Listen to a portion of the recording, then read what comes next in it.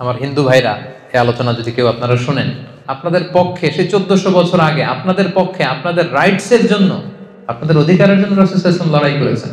তারা যে মূর্তির পূজা করে, ওই দেবী মূর্তি, এগুলোকে তোমরা গালি দিও না, খবরদার। এটা কোরআনের ডোন্স।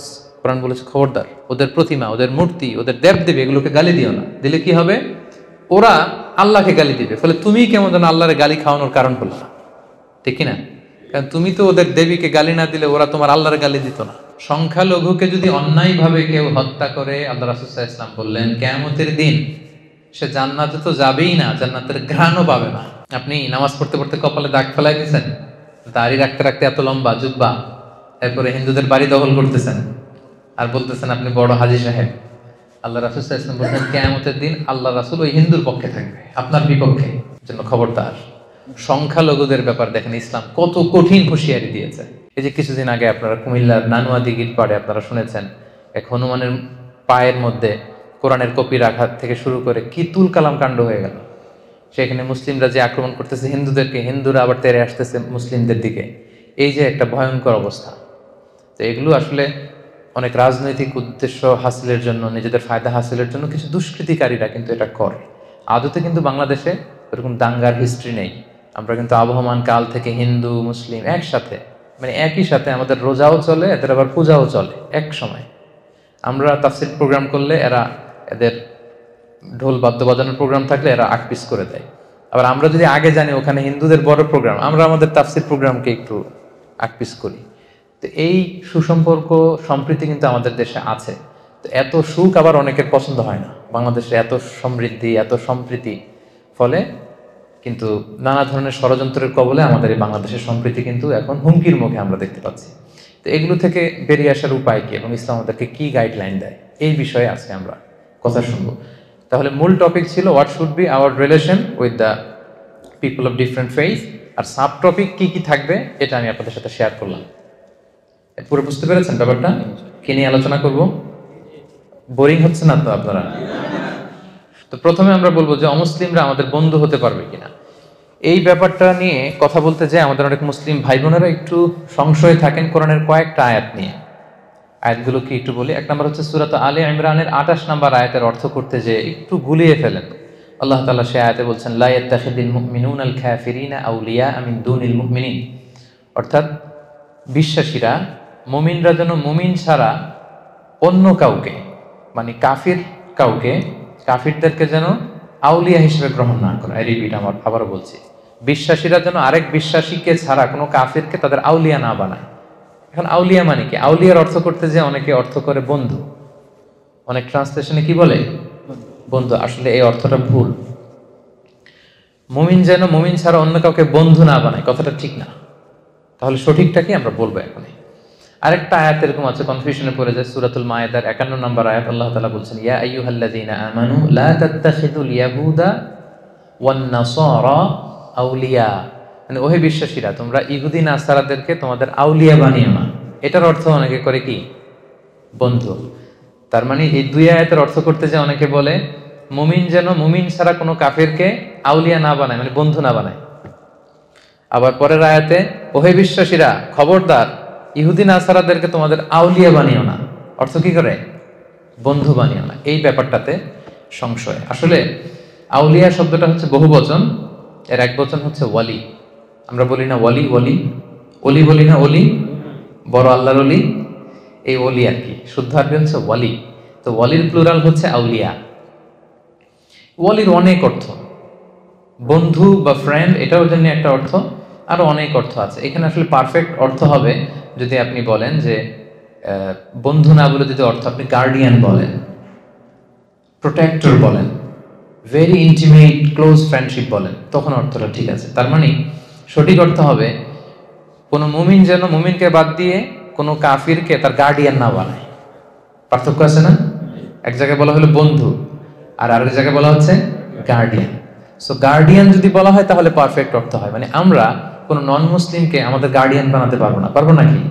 আমাদের গার্ডিয়ান ওরা কিভাবে হবে? হলে তো আমাদের ইমানদার যিনি আছেন, আমাদের নেতা, আমাদের প্রিয় ভাজন যিনি আমাদেরকে গাইড করে লিড দেয়, সে হবে মুমিন, হবে মুমিনের বলি, আল্লাহ আল্লাহ রাসূল হবে মুমিনদের বলি।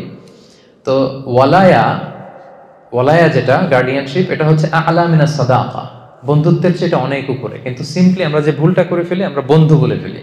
কাফির আমার বন্ধু হতে পারবে না, ইহুদি নাসারা আমার বন্ধু হতে পারবে না, এটা ভুল। আসল অর্থ হবে ইহুদি নাসারা কাফির অন্য ধর্মের কেউ আমাদের গার্ডিয়ান হতে পারবে না। কথা বুঝতে পেরেছেন? তাহলে প্রথম পয়েন্টটা ক্লিয়ার না?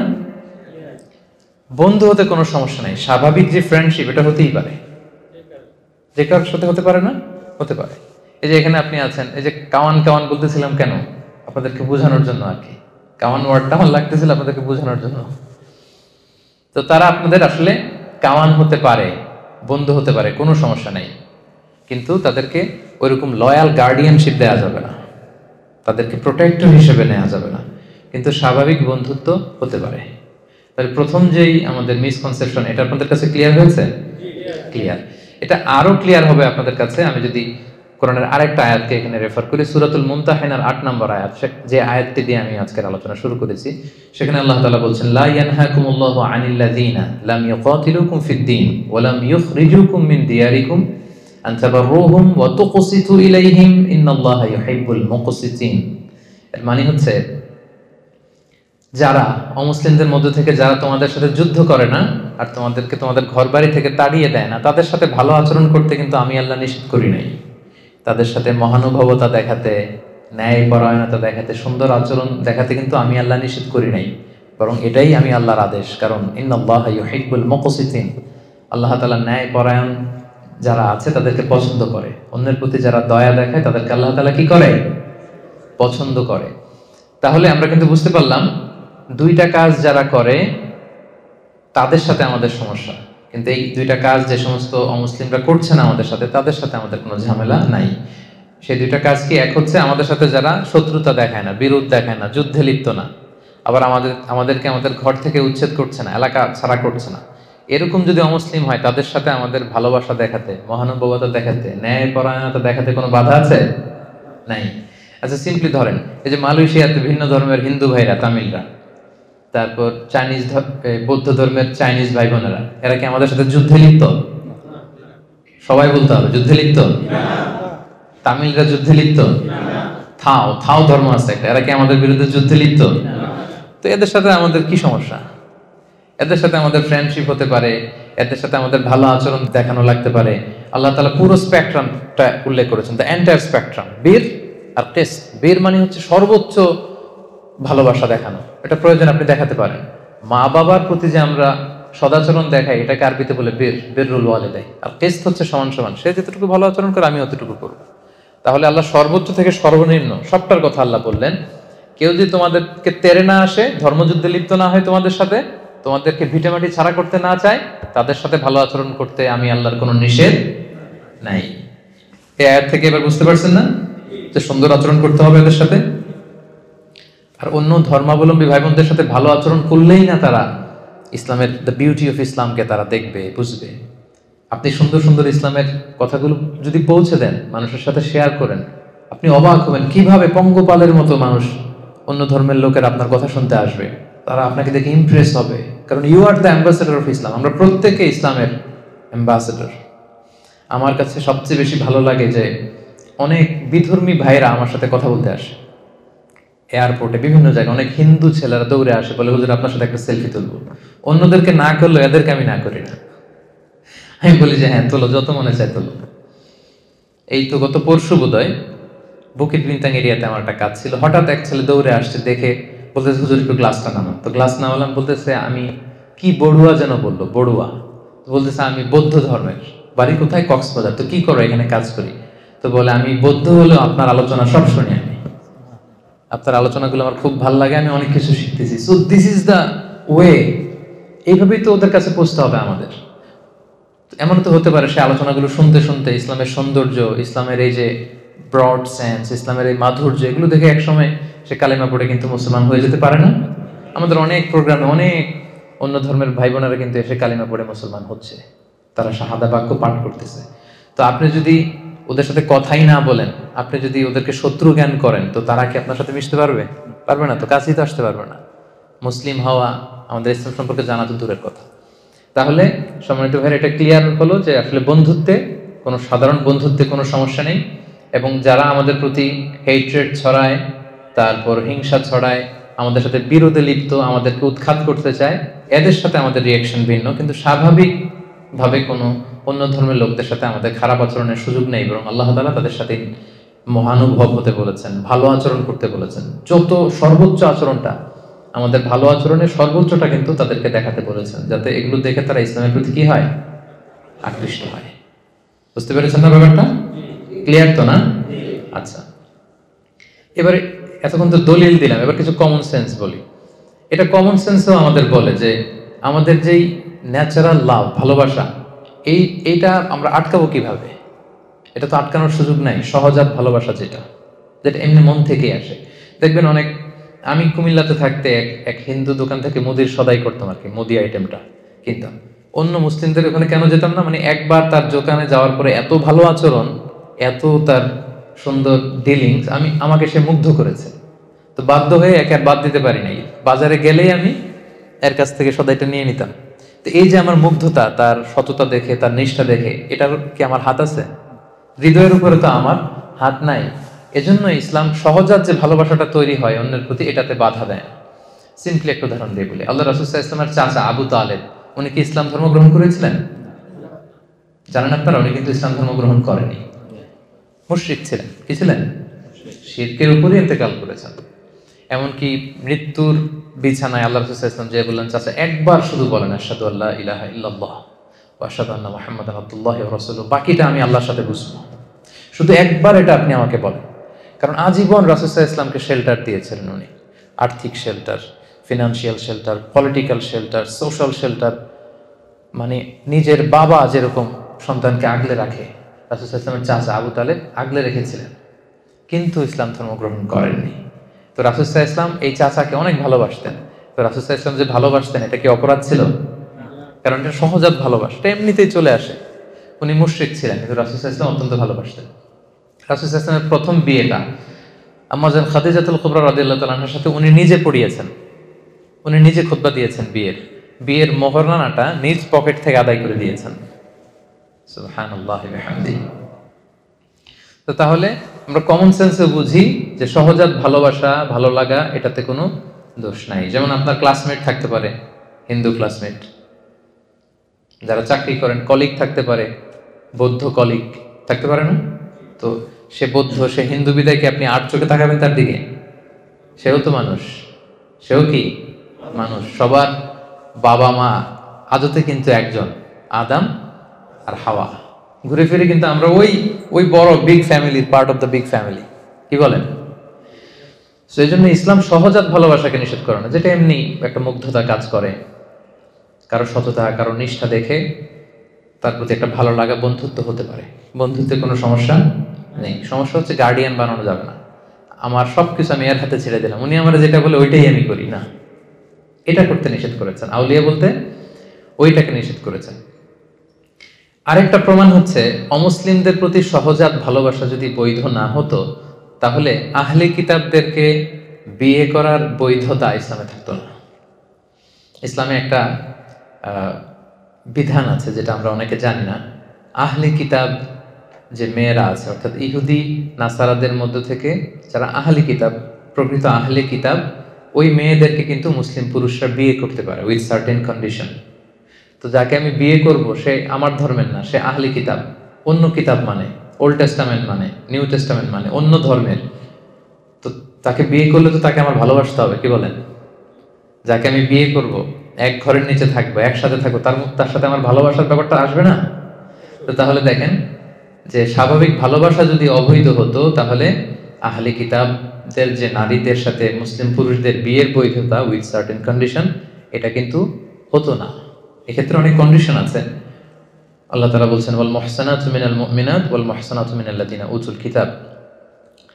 ওখানে প্রাইমারি 3টা কন্ডিশন আয়াত থেকেই বোঝা যায়। এক হচ্ছে যে আল মুহসানাত মিনাল্লাযিনা উতুল কিতাব, তারা সচ্চরিত্রা নারী হতে হবে, মানে তারা ভার্জিন হতে হবে, তাদের চরিত্র তারা নষ্ট করে ফেলেছে, এরকম ইহুদি খ্রিস্টান নারীকে মুসলিম পুরুষ বিয়ে করতে পারবে না। এরপর মিনাল্লাযিনা উতুল কিতাব, প্রকৃত আহলে কিতাব হতে হবে, মানে কিতাবের প্রতি বিশ্বাস থাকতে হবে। আয়াত থেকে যেটা বোঝা যায়, তাদের যে প্রকৃত অরিজিনাল বুক, যেখানে মুসা আলাইহিস সালামের কথা সংরক্ষিত আছে, ঈসা আলাইহিস সালামের কথা, এটা তাদেরকে মানতে হবে। তারপরে হচ্ছে মুসলিম দেশে হতে হবে এই বিয়েটা, অমুসলিম দেশে হলে চলবে না ইবনে আব্বাস রাদিয়াল্লাহু তাআলা আনহুর মতে। এরপর আরো অনেক স্কলাররা মত দিয়েছেন যে তাদের সাথে শিরকের অ্যাটাচমেন্ট থাকতে পারবে না। সো এইভাবে অনেক অনেক কন্ডিশন। এই প্রসঙ্গটা আনার উদ্দেশ্য এটাই যে সহজাত ভালোবাসা যদি বৈধ না হতো, মুমিন নারী ছাড়া আহলে কিতাবদের নারীদেরকে বিয়ে করা আমাদের জন্য বৈধ হতো না। তো তাহলে আমরা বুঝতে পারলাম আলোচনার এই পর্যায়ে এসে এতটুকু ক্লিয়ার, স্বাভাবিক ফ্রেন্ডশিপে কোনো সমস্যা নাই, সমস্যা হচ্ছে গার্ডিয়ানশিপ বানানো যাবে না। ক্লিয়ার হয়েছে সবাই? এবার আমরা যে প্রসঙ্গটা বলবো সেটা হচ্ছে আমাদের অনেকের অমুসলিম প্রতিবেশী থাকে। অমুসলিম প্রতিবেশী যদি হয় তাদের সাথে ডিলিংস কেমন হবে? অমুসলিম আত্মীয় থাকে তাদের সাথে কেমন হবে? অমুসলিম আত্মীয় কিন্তু হয়, কিভাবে হয়? বাংলাদেশে অনেক এরকম ছেলে আমাদের হাতে শাহাদা পাঠ করে মুসলমান হয়েছে, ছিল হিন্দু, ছিল কি, এখন শাহাদা পাঠ করে মুসলমান, নামাজ পড়া শুরু করছে। এর বাবা আর মুসলমান হয় নাই, মাও মুসলমান হয় নাই।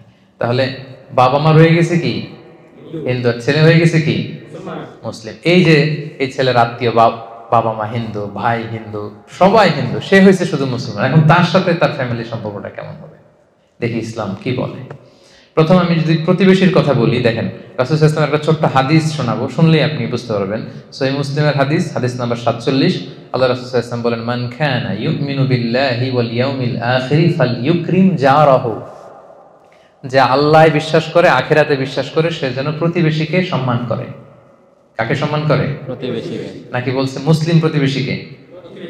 ধার্মিক প্রতিবেশী, দাড়িওয়ালা প্রতিবেশী, নামাজি প্রতিবেশী, আল্লাহওয়ালা প্রতিবেশী না। In general, your neighbour, if you believe in God and the hereafter, you are supposed to respect your neighbor. আল্লাহ বিশ্বাস করেন, আখিরাতে বিশ্বাস করেন, তো আপনি আপনার প্রতিবেশীকে সম্মান করতে হবে। এখানে ধার্মিক মুসলিম প্রতিবেশী না, যে কেউ হতে পারে, প্রতিবেশী হলেই চলবে, তাকে কিন্তু আপনার রেসপেক্ট করতে হবে। শর্তটা কি দেখছেন? যে আল্লাহরে মানে আর আখিরাতে মানে, সেজন্য এটা করে। আর এটা না করলে বোঝা যাবে আল্লাহর মানাতেও ঝামেলা আছে, আখিরাত মানাতেও ঝামেলা আছে, ভয়ঙ্কর কিন্তু কন্ডিশনটা। তাহলে এটা দিয়ে বুঝলেন প্রতিবেশীটা ইন জেনারেল, যে কেউ হোক প্রতিবেশী। এবার যদি দেখি আত্মীয়তার বন্ধনের ব্যাপারে, একই টেক্সটে আল্লাহ রাসূল সাল্লাল্লাহু আলাইহি ওয়াসাল্লাম বললেন, সহিহ বুখারীর হাদিস, হাদিস নাম্বার 6138, মান কানা ইউমিনু বিল্লাহি ওয়াল ইয়াউমিল আখিরি ফালইয়াসিল রাহিমাহ। যে আল্লাহ বিশ্বাস করে আর আখিরাতে বিশ্বাস করে, সে যেন আত্মীয়তার বন্ধনকে অটুট রাখে। নাকি বলছে সে তার মুসলিম আত্মীয় যারা আছে তাদের সাথে যেন বন্ধন অটুট রাখে, এরকম বলছে? হ্যাঁ, মুসলিম, নামাজি, ধার্মিক, এগুলো আছে আত্মীয়। মা হিন্দু, বাবা হিন্দু, আমি হয়েছি মুসলিম, আমাদের আত্মীয়তার সম্পর্ক কাট আপ হয়ে গেছে নাকি? কথা বলেন না, কাট আপ হয়ে যায়নি। এটা কিভাবে সম্ভব? আমার বাবা, আমার মা, এই সম্পর্ক তো আজীবনের সম্পর্ক। হিন্দু হোক, বৌদ্ধ হোক, অন্য ধর্মের হোক, তারা কিন্তু আমার আত্মীয়। তাহলে দেখেন, এই যে প্রতিবেশী এবং আত্মীয়ের সাথে সুসম্পর্কের ব্যাপারে ধার্মিকতা, ইসলাম, এটা সেটা বলে পার্থক্য করা হয়নি। যেই প্রতিবেশী হোক, সেই প্রতিবেশীর হক কিন্তু আপনাকে আদায় করতে হবে। প্রতিবেশীর হক কি, এটা বিস্তর আলোচনা, এটা নিয়ে এক লম্বা আলোচনা হতে পারে। রাসূল সাল্লাল্লাহু আলাইহি ওয়াসাল্লাম বলেছেন তার যেন কষ্ট না হয়, তাকে দেখতে যাবা, তাকে ভিজিট করতে যাবা, এমন ভাবে তোমার ঘর উঁচু করো না যে বাতাস আটকে যায়, সে আর বাতাস পায় না, এমন ভাবে গাছ লাগিও না সূর্যের আলো তার ওখানে যায় না, তুমি সব নিয়ে নিচ্ছ। মানে এত এত প্রতিবেশীর ব্যাপারে বলতেছিলেন, সাহাবারা ভাবতেছিলেন, আমরা ভাবতেছিলাম হয়তো কিছুদিন পরে এমন আয়াত আসবে বা বিধান আসবে যে প্রতিবেশীদেরকে উত্তরাধিকার বানিয়ে দেওয়া হবে। মানে সাহাবারা ভয় পাচ্ছিলেন নাকি রাসূল এখন বলে যে ছেলে মেয়েদেরকে যেমনি সম্পদ দেওয়া লাগে, বাড়ির দুই দিকে যারা থাকবে এগুলো সম্পদও দেওয়া লাগবে। এইটাই শুধু বাকি ছিল। সুবহানাল্লাহ বিহামদিহি। শান্তির কি পয়গাম নিয়ে এসেছে ইসলাম। দেখেন আপনি, ইসলামের প্রত্যেকটা বিধান এতটা মানবিক, এতটা সুন্দর। সে হচ্ছে হিন্দু ধর্মের, এ বৌদ্ধ ধর্মের, কিন্তু যেই ধর্মেরই হোক, ইসলাম বলে তার খোঁজখবর নাও। সে বিপদে বললে তাকে সাহায্য করো, সে অসুস্থ হলে ভিজিট করো, you should visit the sick. সে হিন্দু হোক, বৌদ্ধ হোক, যে ধর্মের হোক। রাসূল সাল্লাল্লাহু আলাইহি ওয়াসাল্লাম অনেক ইহুদির বাসায় যে অসুস্থ হলে তাদেরকে দেখে আসতেন। সুবহানাল্লাহ, কি নবী ছিলেন তিনি। আমি ছোট্ট একটা ঘটনা আপনাদেরকে শোনাই। সহিহ বুখারীর হাদিস, হাদিস নম্বর 1356। রাসূল সাল্লাল্লাহু আলাইহি ওয়াসাল্লামের একজন ইহুদি কর্মচারী ছিল, ছোট্ট বয়সে ছোট, কোন ধর্মের সে? সবাই বলেন কোন ধর্মের? ইহুদি কর্মচারী, ছোট বয়সে ছোট। আমি টেক্সটটা পড়ি। আনাস রাদিয়াল্লাহু তাআলা আনহু বলেন, কানা গুলামুন ইয়াহুদিয়ুন ইয়াখদুমুন নাবিয়্যা সাল্লাল্লাহু আলাইহি ওয়াসাল্লাম। একটা ছোট্ট ইহুদি ছেলে ছিল, রাসূল সাল্লাল্লাহু আলাইহি ওয়াসাল্লামের কর্মচারী হিসেবে কাজ করত। ফামারিদা, হঠাৎ এই ছেলে অসুস্থ হয়ে গেল। আপনারা জানেন যে রাসূল সাল্লাল্লাহু আলাইহি ওয়াসাল্লাম যখন মক্কা থেকে মদিনায় গেলেন, ওইটাও মালয়েশিয়ার মতো এরকম মাল্টি রিলিজিয়াস সোসাইটি ছিল। ইহুদিদের 3 গোত্র, আবার আউস খাজরাজের কিছু মুশরিক এখনো মুসলিম হয় নাই, আর মুহাজির যারা আসছেন মক্কা থেকে রাসূল সহ যারা আসছেন সবাই তো মুমিন। তাহলে মুমিন আছে, মুশরিক আছে, আবার ইহুদি আছে, অনেকগুলো হয়ে গেল না? পাশে আবার খ্রিস্টান ট্রাইব আছে নাজরানের আশেপাশে। তো রাসূল সাল্লাল্লাহু আলাইহি ওয়াসাল্লাম এই ছেলেকে ভাড়া করছেন কাজের জন্য। হঠাৎ দেখে আসে না একদিন, ফামারিদা, অসুস্থ হয়ে গেল। ফাআতাহু নবী সাল্লাল্লাহু আলাইহি ওয়াসাল্লাম ইয়াউদু, রাসূল সাল্লাল্লাহু আলাইহি ওয়াসাল্লাম তাকে ভিজিট করতে গেলেন। সুবহানাল্লাহ, আসে না কেন? কিছু লোক বলতেছে এই ছেলেটা তো অসুস্থ, রাসূল সাল্লাল্লাহু আলাইহি ওয়াসাল্লাম এবার ওকে দেখতে গেলেন। কার বাড়িতে? ইহুদির বাড়িতে। কথা বলেন, কার বাড়িতে? ইহুদির বাড়িতে। রাসূল সাল্লাল্লাহু আলাইহি ওয়াসাল্লামকে দেখে ওই ছেলের বাবা তো অবাক, উনি তো ইহুদি, কি রে মুহাম্মদ সাল্লাল্লাহু আলাইহি ওয়াসাল্লাম দ্য লাস্ট মেসেঞ্জার, সে চলে আসছে, আমার বাসার ভিতরে ঢুকে যাচ্ছে। এসে উনি পারমিশন নিয়ে রাসূল সাল্লাল্লাহু আলাইহি ওয়াসাল্লাম ঢুকেই গেলেন ঘরের ভিতরে। ফাকাআদা ইনদা রাসিহি, এই ছোট্ট ছেলেটা মুমূর্ষ অবস্থা, জান যায় প্রায়, মাথার পাশে রাসূল সাল্লাল্লাহু আলাইহি ওয়াসাল্লাম বসলেন। ছেলেটা তাকিয়ে আছে রাসূল সাল্লাল্লাহু আলাইহি ওয়াসাল্লামের দিকে, বাবা দাঁড়িয়ে আছে। রাসূল সাল্লাল্লাহু আলাইহি ওয়াসাল্লাম তাকে বললেন, আসলিম, ইসলাম ধর্ম গ্রহণ করো। এবার ছোট্ট ছেলে হঠাৎ শকড, যে আমাকে বলতেছে ইসলাম ধর্ম গ্রহণ করতে, কি করব? তো সে দাঁড়িয়ে থাকা বাবার চেহারার দিকে তাকালো। ফানাযারা ইলা ওয়াজহি আবি, দেখি আব্বা কি বলে, আব্বা কি বলে দেখি। তো তার বাবা রাসূল সাল্লাল্লাহু আলাইহি ওয়াসাল্লামের আচরণ, রাসূল সাল্লাল্লাহু আলাইহি ওয়াসাল্লামের ব্যক্তিত্ব দেখে এতটাই মুগ্ধ, কিং কর্তব্য বিমূঢ় হয়ে সে বলতে আরম্ভ করলো, ফাকালা লাহু আতি' আবুল কাসিম সাল্লাল্লাহু আলাইহি ওয়াসাল্লাম। ছেলেকে বলতেছে, ঠিক আছে, উনি যা বলে তাই করো। সুবহানাল্লাহ। আবুল কাসেম, রাসূল সাল্লাল্লাহু আলাইহি ওয়াসাল্লামের সন্তানের নাম ছিল কাসেম। আবুল কাসেমের আনুগত্য করো, যা বলে তাই করো। তখন ছেলেটা বলতে আরম্ভ করলো, আশহাদু আল্লা ইলাহা ইল্লাল্লাহ ওয়া আশহাদু আন্না মুহাম্মাদার রাসূলুল্লাহ। ফাআসলামা, সে শাহাদা বাক্য পাঠ করে মুসলমান হয়ে গেল। ফাখারাজা রাসূলুল্লাহ সাল্লাল্লাহু আলাইহি ওয়াসাল্লাম, রাসূল সাল্লাল্লাহু আলাইহি ওয়াসাল্লাম এবার ঘর থেকে বের হলেন। ইয়াকুল, এই বলতে বলতে বের হলেন, আলহামদুলিল্লাহিল্লাযী আনকাযাহু মিনান নার, প্রশংসা সে আল্লাহর, যে আল্লাহ একজন জাহান্নামীকে মুহূর্তের মধ্যে জান্নাতি বানিয়ে দিয়েছে। এই শাহাদা বাক্য, এই বিশ্বাসটুকু হৃদয়ে ধারণ করার আগে আমার এই গোলাম ছিল জাহান্নামী, আহলুন নার, আগুনের অধিবাসী। সে আল্লাহর প্রশংসা যে মুহূর্তের মধ্যে তাকে জান্নাতের অধিবাসী বানিয়েছে। সুবহানাল্লাহ। সহিহ বুখারীর হাদিস। এটা কেন আমি এখানে উল্লেখ করলাম, যে রাসূলুল্লাহ সাল্লাল্লাহু আলাইহি ওয়াসাল্লাম ইহুদির বাসায় যে অসুস্থকে ভিজিট করতেন, আর আমরা মুসলিম ভাই আরেক মুসলিমের খবর নেই না। আমরা তো মুমিন, ইমানের বন্ধনে আমরা আবদ্ধ, আমরা একে অপরের সাথে সুসম্পর্ক বজায় রাখি না। রাসূল সাল্লাল্লাহু আলাইহি ওয়াসাল্লাম ভিন্ন ধর্মাবলম্বীদের ঘরে যে তিনি ইসলামের বাণী পৌঁছিয়েছেন। ইসলাম তো এইভাবে প্রচার হয় নাই, আমরা তো জন্মসূত্রে ইসলাম পেয়েছি, এজন্য এটার মর্ম বুঝি না। জন্মাই দেখি যে আজান, তারপর একামত, দেখি যে কোরআন হাদিস ওয়াজ মাহফিল, কিন্তু নবীরা প্রতিটা পদে পদে নিজেদেরকে প্রমাণ করে করে ইসলামের এই বাণীকে কিন্তু প্রচার করতে হয়েছে। আল্লাহ রাসূল সাল্লাল্লাহু আলাইহি ওয়াসাল্লাম ওনার আচরণ দিয়ে, ব্যক্তিত্ব দিয়ে এভাবে ইসলামের পয়গাম পৌঁছিয়েছেন। তবে সম্মানিত সুধী, আমার প্রতিবেশী যে ধর্মের হোক, যে ধর্মের হোক, প্রতিবেশীর খোঁজ খবর আমাকে নিতে হবে। এখন থেকে পারবেন না আপনারা? আশেপাশে যারা থাকে যে ধর্মের হোক, একটু খোঁজ নেন। অসুস্থ হলে কিছু নিয়ে যান, সামান্য ফল নিয়ে যান, একটু খোঁজ খবর রাখার চেষ্টা করেন। এটা হচ্ছে ইসলামের শিক্ষা। তাহলে প্রতিবেশী গেল। এবার আমরা যদি আত্মীয়তার কথা বলি, যে প্রফেটের টাইমে এরকম হয়েছে যে বাবা মুশরিক, ছেলে হচ্ছে মুসলিম, এরকম অনেক হয়েছে। আবার সহিহ বুখারীর আরেকটা হাদিস আপনাদের শোনাবো, হাদিস নাম্বার 3183। আল্লাহ রাসূল সাল্লাল্লাহু আলাইহি ওয়াসাল্লামের স্ত্রী আম্মা জান আয়েশা রাদিয়াল্লাহু তাআলা আনহা, ওনার বড় বোন আসমা বিনতে আবি বকর, বড় বোনের নাম কি?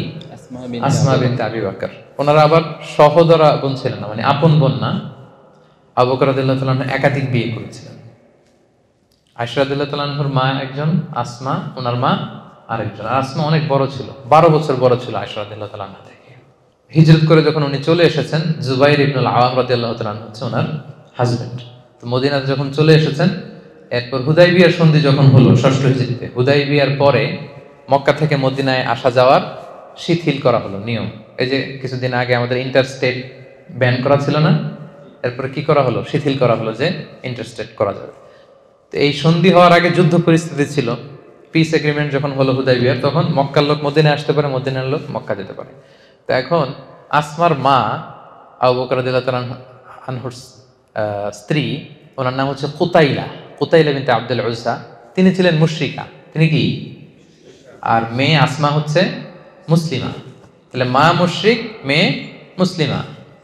তো এখন মেয়েকে মিস করতেছেন, মেয়েকে দেখার জন্য উনি মক্কা থেকে মদিনায় আসেন, কিন্তু আসমা রাদিয়াল্লাহু তাআলা আনহা উনি মায়ের কাছে যায় না। ওনার ধারণা আমি হচ্ছি মুসলিমা আর উনি হচ্ছেন মুশরিকা। হ্যাঁ, মুশরিকরা হচ্ছে নাজিস, অপবিত্র, আমি আমার মায়ের কাছে যাব না। আর সে যেহেতু আমার ভিন্ন ধর্ম অবলম্বন করে, ভিন্ন ফেথ, তো তার সাথে আমার কোনো সম্পর্ক নেই। ওনার কাছে ব্যাপারটা ক্লিয়ার ছিল না। তো উনি মা এসে বসে আছে, অনেক গিফট নিয়ে আসছে, সেই মদিনা থেকে মক্কা আপনারা জানেন কত মাইল দূর। আর এখন তো আমরা গাড়িতে চলে যাই, তখন সে ওটে করে ঘোড়ায় করে লম্বা কষ্টের সফর শেষে আসতে হতো। উনি এসেছেন, কিন্তু মেয়ে তো দরজা খোলে না, মেয়ে যায় না। অনেক দিন ধরে উনি মদিনায় অপেক্ষা করলেন, মেয়ের সাথে দেখা পায় না। পরে উনি কনফিউশন দূর করার জন্য আল্লাহ রাসূল সাল্লাল্লাহু আলাইহি ওয়াসাল্লামের কাছে গেলেন, যে বললেন, ইয়া রাসূলুল্লাহ, ইন্না উম্মি কদিমাত আলাইয়া, আমার মা তো মক্কা থেকে মদিনায় এসেছে আমার সাথে মিট করার জন্য। মুশরিকা, ইন্নাহা মুশরিকা ইয়া রাসূলুল্লাহ, আপনি তো জানেন যে আমার মা তো এখনো ইসলাম ধর্ম গ্রহণ করেনি।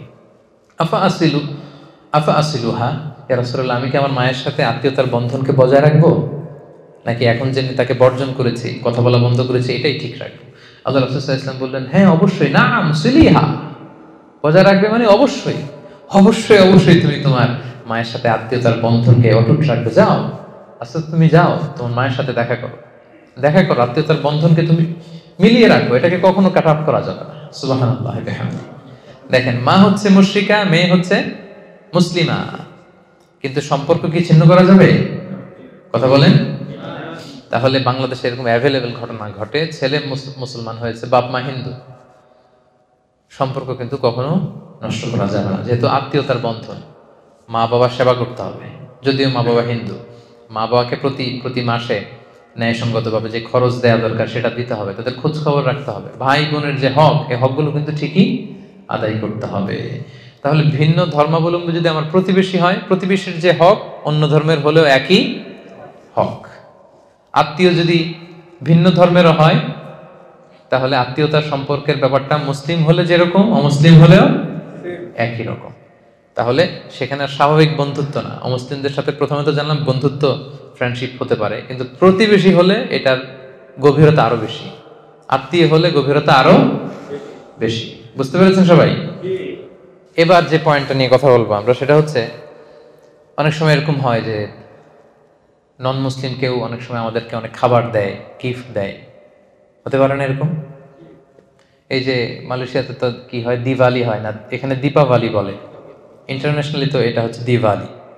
তো মালয়েশিয়াতে দীপাবলি ওদের যে ফেস্টিভ্যাল হয়, দেখবেন যে পাশে আপনি মুসলিম বাড়ি, যে কিছু সুইট মিট দিয়ে আসবে, কিছু খাবার কিছু একটা দিয়ে আসলো, তো এটা নিতে পারবেন কিনা আপনি? বা ধরেন কিছু ফলমূল দিয়ে আসলো, নিতে পারবেন কিনা? বা ধরেন মাছ মাংস কিছু একটা দিল আপনাকে, তাহলে আপনার নন মুসলিম ফ্রেন্ড, প্রতিবেশী বা কেউ যদি কিছু আপনাকে দেয় অন্য ধর্মের, ভিন্ন ধর্মাবলম্বী, আপনি নিতে পারবেন কিনা? This is the question. এটা মনে হয় খুবই রেলেভেন্ট, কি বলেন? আপনাদের এরকম বিভিন্ন সময় ঘটছে না এরকম কনফিউশন, কিরে নিব কি নিব না, খাবো কি খাবো না, জায়েজ কি না জায়েজ? আজকে ক্লিয়ার হয়ে যান। আমরা দেখি যে রাসূল সাল্লাল্লাহু আলাইহি ওয়াসাল্লাম কি করতেন। আল্লাহ রাসূল সাল্লাল্লাহু আলাইহি ওয়াসাল্লাম উনি ওনার জীবদ্দশায় অমুসলিমদের কাছ থেকে কিছু নিয়েছেন কিনা উপহার বা গিফট হিসেবে, এটা দেখলেই তো আমাদের কাছে ক্লিয়ার হয়, কি বলেন? জি। আচ্ছা, আল্লাহ রাসূল সাল্লাল্লাহু আলাইহি ওয়াসাল্লাম যখন ষষ্ঠ হিজরিতে মুশরিকদের সাথে হুদায়বিয়া সন্ধি করলেন 10 বছরের, তখন একটু কোয়াইট এন্ড কাম সিচুয়েশন, এখন আর যুদ্ধ টুদ্ধ নাই। তো রাসূল সাল্লাল্লাহু আলাইহি ওয়াসাল্লাম ভাবলেন যে দিস ইজ দ্য চান্স, এখনই তো সুযোগ, গ্লোবালি একটা গ্লোবাল নেভিগেশন দরকার হবে, গ্লোবালি আমি ইসলামটাকে ছড়াই দিব। উনি কাতেবে ওহীদেরকে ডেকে বললেন যে সবাই লিখো, আমার পক্ষ থেকে চিঠি লিখো। রাসূল ইসলাম নিজে লিখতেন না, লোক দিয়ে লেখাতেন, লিখো। রাসূল ইসলাম বলতেছেন, ওনারা চিঠি লিখতে আরম্ভ করলেন, বললেন যে বর্তমানে সুপার পাওয়ার কারা আছে বলো। তো সাহাবারা বলতে আরম্ভ করলো, একটা সুপার পাওয়ার আছে হচ্ছে ওই রোম সাম্রাজ্য, হেরাক্লিয়াস, লেখো হেরাক্লিয়াসের কাছে লেখো। আর কে আছে? আরেকটা আছে কিসরার, পারস্যের সুপার পাওয়ার। আর কে আছে? আর ইস্কান্দারিয়ার মুকাউকেস আছে, মানে মিশরি সম্রাট। আর কে আছে? ওখানে ওখানে তৎকালীন সময়ে যত বড় বড় সুপার পাওয়ার ছিল রাসূল সাল্লাল্লাহু আলাইহি ওয়াসাল্লাম সবার কাছে তখন দাওয়াতি চিঠি লিখতে আরম্ভ করলেন। তো অধিকাংশ সুপার পাওয়ারদের কাছে, সম্রাটদের কাছে যখন চিঠি নিয়ে যাওয়া হলো, ওনারা কেউ কেউ ইসলাম ধর্ম গ্রহণ করেছেন, কেউ কেউ করেননি, কিন্তু প্রায় প্রত্যেকেই রাসূল সাল্লাল্লাহু আলাইহি ওয়াসাল্লামের কাছে গিফট পাঠিয়েছিলেন। সুবহানাল্লাহ। আমরা একটা ঘটনা শুনি। মিশরের তখন বাদশা ছিল মুকাউকেস। মুকাউকেস ছিল মিশরের বাদশা, আলেকজান্দ্রিয়াতে উনি থাকতেন। ওনার কাছে যখন রাসূল সাল্লাল্লাহু আলাইহি ওয়াসাল্লামের চিঠি পাঠানো হলো, উনি চিঠি পড়ে তো মুগ্ধ, তিনি বুঝতে পারলেন যে এটা তো নবী। তখন তিনি, যিনি চিঠি নিয়ে গিয়েছিলেন, মোস্ট প্রবাবলি হাতিব ইবনে আবি বালতাআ রাদিয়াল্লাহু তাআলা আনহু, ওনার কাছে করে উনি অনেক গিফট পাঠিয়েছিলেন। কি কি গিফট শুনেন। 1000 গোল্ড কয়েন। ওনার ধর্ম হচ্ছে খ্রিস্ট ধর্ম। যে বাদশা রাসূলকে গিফট পাঠিয়েছেন, ওনার ধর্ম কি? তার মানে উনি কোন ধর্মের? খ্রিস্টান। উনি 1000 গোল্ড কয়েন, 1000 স্বর্ণ মুদ্রা পাঠিয়েছেন। 2 বিউটিফুল ক্রিশ্চিয়ান স্লেভস, দুইজন খ্রিস্টান সুন্দরী নারী পাঠিয়েছিলেন, দাসী। তখনকার এই প্রচলনটা ছিল।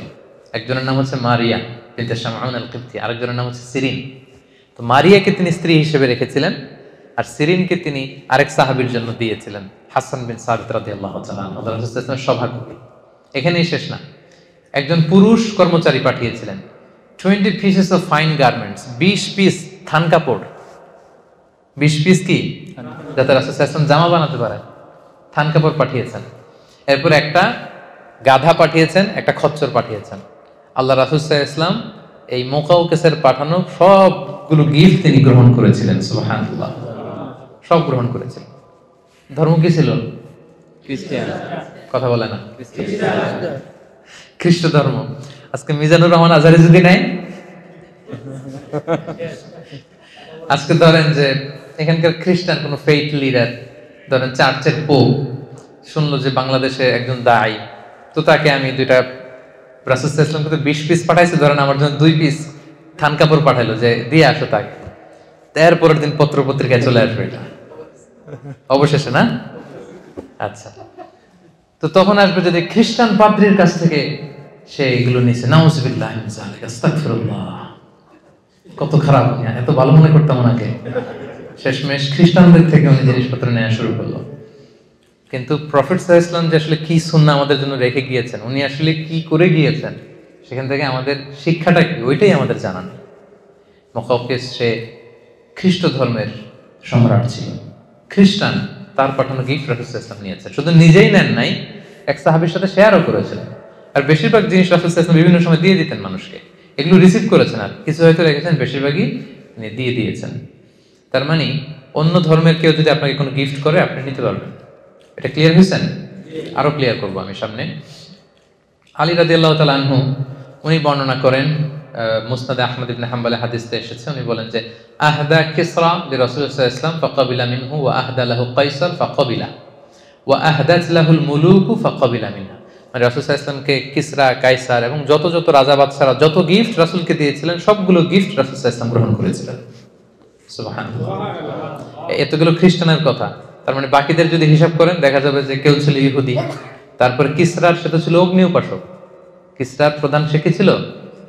অগ্নি উপাসক। তাদের দেয়া জিনিসও কিন্তু রাসূল সাল্লাল্লাহু আলাইহি ওয়াসাল্লাম নিয়েছেন। এরপর আলী রাদিয়াল্লাহু তাআলা আনহু নিজে যখন খলিফা ছিলেন, অগ্নি উপাসকদের একটা আপনার ফেস্টিভ্যাল হয়, নাইরুজ বলে ওরা। কি বলে? নাইরুজ, যেটাকে বাংলায় বলে নওরোজ, মানে নববর্ষ। নববর্ষের ওদের একটা ফেস্টিভ্যাল হয়, তখন আলী রাদিয়াল্লাহু তাআলা আনহুকেও তারা গিফট দিত। আলী রাদিয়াল্লাহু তাআলা আনহু সেই গিফট গ্রহণ করতেন। এবার আমরা মুসান্নাফে ইবনে আবি শাইবার একটা হাদিস শুনবো। আয়েশা রাদিয়াল্লাহু তাআলা আনহার কাছে এক নারী এসে বললেন, আম্মাজান, অগ্নি উপাসকরা তাদের নওরোজের প্রোগ্রামের সময় আমাদেরকে ভুনা পাখি উপহার হিসেবে পাঠায়। কি পাঠায়? ভুনা পাখি। ভুনা পাখি। আমরা কি এটা খাইতে পারবো? আম্মাজান আয়েশা বললেন, আম্মা মা যুবিহা লিযালিকাল ইয়াউম ফালা তাকুলু ওয়ালাকিন কুলু মিন আশজারিহিম। বলতেছে ওই দিন তাদের প্রোগ্রামে তারা যেটা জবাই করে, জবাইকৃত কোনো জিনিস খেতে পারবে না, বরং তাদের গাছের যে ফলমূল, শাকসবজি, এই সমস্ত মিষ্টান্ন যেগুলো দেয়, এগুলো খেতে পারবা। তাহলে এখান থেকে আমরা বুঝতে পারলাম যে অন্য ধর্মের কেউ আপনাকে যদি মিষ্টি জাতীয়, চকলেট জাতীয় তাদের প্রোগ্রামে যা যা দেয়, এগুলো আপনি খেতে পারবেন। আপনাকে যদি জামা কাপড় দেয়, নগদ কোনো গিফট করে, সেটা আপনি নিতে পারবেন। সব কিছুই নিতে পারবেন এক্সেপ্ট তারা জবাই করেছে এমন কোনো প্রাণী যদি তারা আপনাকে দেয়। লেটসে হিন্দুদের কোনো প্রোগ্রামে দীপাবলিতে তারা যদি মুরগি জবাই করে, গরু জবাই করে, ওইটা দিলে আপনি খেতে পারবেন না। বৌদ্ধরা জবাই করেছে এরকম কোনো প্রাণী দিলে আপনি খেতে পারবেন না, কারণ কোনো প্রাণীকে হত্যা করার আগে, জবাই করার আগে কি বলতে হয়? আল্লাহর নাম নিতে হয়। ওরা এটা নেয় না, এজন্য আমরা খেতে পারি না, তবে আহলে কিতাবদের কথা ভিন্ন। প্রকৃত আহলে কিতাব যারা in the name of god বলে, যারা বিসমিল্লাহ বলে জবাই করে, এরকম প্রকৃত আহলে কিতাবদের জবাই করে আপনি খেতে পারবেন। কিন্তু অন্য কোনো ধর্মের জবাই করা কোনো জিনিস আপনাকে দেয়া হলে আপনি খেতে পারবেন না। তো এমন তো না যে তারা শুধু আপনাকে ওই গোশতটাই দিবে, তারা হয়তো মাছ দিতে পারে, ডিম দিতে পারে, শাক দিতে পারে, ফলমূল সবই খেতে পারতেছে, শুধু ওই আইটেমটা আপনি খেতে পারবেন না। তাহলে অমুসলিম ভিন্ন ধর্মের কেউ যদি আপনাকে কোনো উপহার সামগ্রী দেয়, সেটা কনজিউম করা কিন্তু আপনার জন্য জায়েজ আছে। এবং রাসূল সাল্লাল্লাহু আলাইহি ওয়াসাল্লামের সিরাত থেকে, সাহাবাদের প্র্যাকটিস থেকে কিন্তু আমরা এটা ক্লিয়ার করলাম। সবাই কি বুঝতে পেরেছেন? একেবারে ক্লিয়ার? পেছনে যারা বসেছেন আপনারাও? আচ্ছা, এবার আমরা তাদের সাথে ফিনান্সিয়াল ডিলিংস করা যাবে কিনা, নন মুসলিমদের সাথে ব্যবসায়িক লেনদেন, ফিনান্সিয়াল ট্রানজাকশন, এটা করা যাবে কিনা। রাসূল সাল্লাল্লাহু আলাইহি ওয়াসাল্লাম একটা হাদিস শোনাই, সহিহ মুসলিমের হাদিস, হাদিস নাম্বার 1603। দেখেন কত চমৎকার হাদিস, একটু খেয়াল করে শুনেন। আম্মা জান আয়েশা রাদিয়াল্লাহু তাআলা আনহা উনি বর্ণনা করেন, قالت اشترى رسول الله صلى الله عليه وسلم من يهودي طعاما ورهنه درعا من حديد। রাসূল সাল্লাল্লাহু আলাইহি ওয়াসাল্লাম একবার এক ইহুদির কাছ থেকে কিছু খাবার কিনলো। খাবারটা ছিল বার্লি। কি ছিল? বার্লি। এক ইহুদির কাছ থেকে রাসূল সাল্লাল্লাহু আলাইহি ওয়াসাল্লাম কিছু খাবার কিনলেন। কার কাছ থেকে কিনলেন? ইহুদির কাছ থেকে। সবাই বলেন, কার কাছ থেকে? ইহুদির কাছ থেকে তিনি কিছু বার্লি কিনলেন। তো বার্লির টাকা পরিশোধ করার মতো টাকা ওনার কাছে ছিল না, পয়সা ছিল না। তো পয়সা ছাড়া সে কি বার্লি দিবে? এ তো দিবে না। তো রাসূল সাল্লাল্লাহু আলাইহি ওয়াসাল্লাম যেটা করলেন, উনি ওনার যুদ্ধের পোশাকটা বন্ধক রাখলেন। আর্মার মানে যুদ্ধস্ত্রাণ, যেটা যুদ্ধের একটা পোশাক আছে, লোহার শিকল দিয়ে ছোট ছোট বুনন দিয়ে এটাকে তৈরি করা হয়। তো এটা পরে যুদ্ধে গেলে তীর মারলে তীর ঢোকে না, ছুরি মারলে ছুরি ঢোকে না। রাসূল সাল্লাল্লাহু আলাইহি ওয়াসাল্লাম এরকম একটা আর্মার ছিল। ওই যুদ্ধের পোশাকটা ওই ইহুদির কাছে তিনি মর্গেজ রাখলেন, বন্ধক। বললেন টাকা নাই, এটা রাখো, যেদিন টাকা দিতে পারবো ওই দিন ছুটাই নেই। আমরা বন্ধক রাখি না অনেক জিনিস। তো রাসূল সাল্লাল্লাহু আলাইহি ওয়াসাল্লাম ইহুদির কাছ থেকে বার্লি কিনেছেন জামা বন্ধক রেখে। সুবহানাল্লাহ বলবেন না? দেখেন কি সুন্দর ফিনান্সিয়াল ট্রানজাকশন। এখন এগুলো আমরা জানি না। তো মাল্টি রিলিজিয়াস সোসাইটি ছিল, তো আশেপাশে ইহুদিরা, এরা ছিল ব্যবসায়ী, তো ব্যবসা করতে হবে না? তার মানে এটা জায়েজ।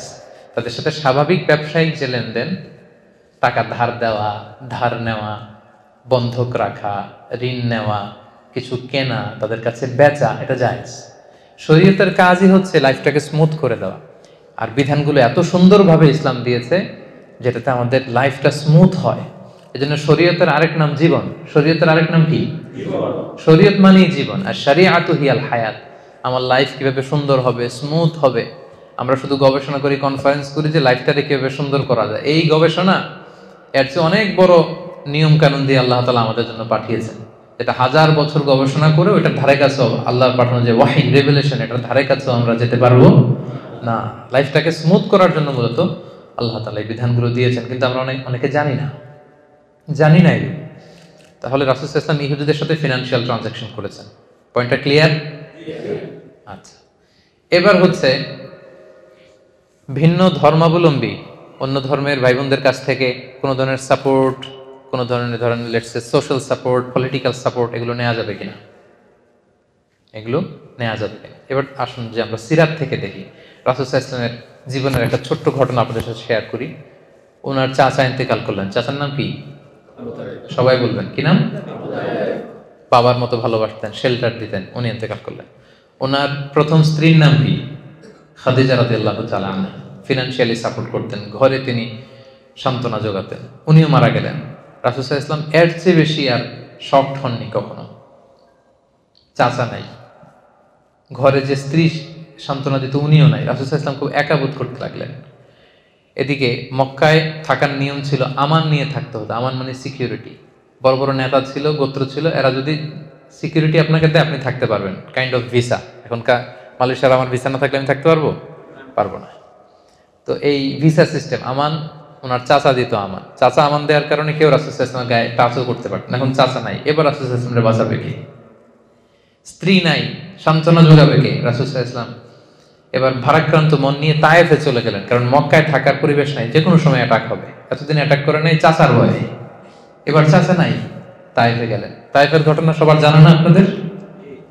সেখানে প্রত্যাখ্যান করা হলো রাসূল সাল্লাল্লাহু আলাইহি ওয়াসাল্লামের দাওয়াতকে, শুধু প্রত্যাখ্যানই না, রক্তাক্ত করা হলো পাথর মেরে। এবার রাসূল সাল্লাল্লাহু আলাইহি ওয়াসাল্লাম যাবেন কোথায়? নিজ জন্মভূমি মক্কাতে থাকার সুযোগ নেই, পাশের সবচেয়ে কাছের সিটি 70 কিলো দূর তায়েফে গেলেন, ওখানে থাকার সুযোগ নেই। তিনি যাবেন কোথায়? এখান থেকে আবিসিনিয়াতে মুসলিমদেরকে হিজরতে পাঠিয়েছেন, অধিকাংশকে মদিনায় মুসআব ইবনে উমাইরের সাথে পাঠিয়েছেন। মক্কাতে সাপোর্ট করার মতো কেউ নাই রাসূল সাল্লাল্লাহু আলাইহি ওয়াসাল্লাম, যাবেন কোথায় আপনি? তায়েফ থেকে রক্তাক্ত হয়ে যায়েদ রাদিয়াল্লাহু তাআলা আনহুকে নিয়ে তিনি ফিরে আসলেন। মক্কায় ঢুকতেও পারতেছেন না ভয়ে। তখন তিনি লোক পাঠালেন যে বলো যে এমন কেউ আছে কিনা, আমি তো এমন কোনো বড় অপরাধ করি নাই, আজীবন তোমাদের শুভাকাঙ্ক্ষী ছিলাম, এমন কি কেউ আছে যে কিছুদিনের জন্য আমার জন্মভূমিতে আমাকে থাকতে দিবে? কেউ কি আছে?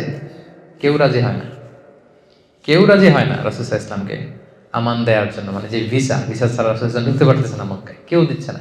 Nobody, no except one personality, একজন ব্যক্তি আল্লাহ তাআলা ব্যবস্থা করে দিলেন, তার নাম হচ্ছে মুতঈম ইবনু আদি। তার নাম কি? মুতঈম ইবনু আদি। ওনার মনে আল্লাহ তাআলা দয়ার সঞ্চার করে দিলেন। তিনি বললেন আমি দেব।